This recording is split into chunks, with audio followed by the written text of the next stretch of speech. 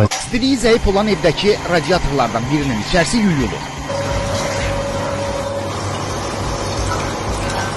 Xüsusi kompresor vasitəsilə onun içərisində olan və illərdir dəyişməyən paspurtu çıxarılır.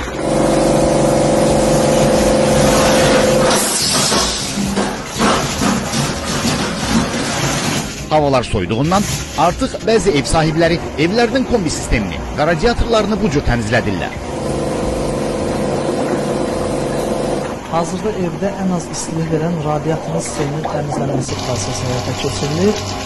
Görürük ki, həqiqətən də sistemdəki çiçək həddindən artıq çirkli bir içərisində müəyyən əflər var. Bu isə radiatorun istilik effektini kifayət qədər aşağı salır. Bu tam təmizləndikdən sonra istilik tam şəkildə bərpa olunacaq.